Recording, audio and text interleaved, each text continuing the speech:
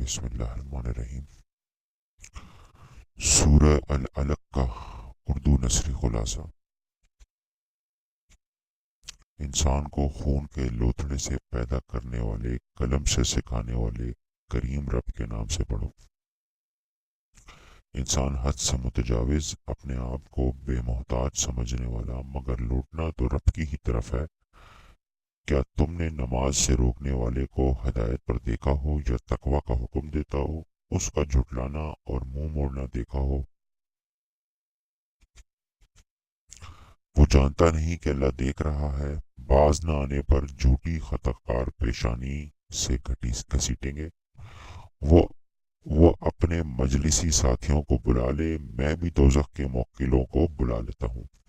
تم ایسے شخص کی اطاعت نہ کرنا، بلکہ سجدہ کرو اور اللہ کا قرب حاصل کرو۔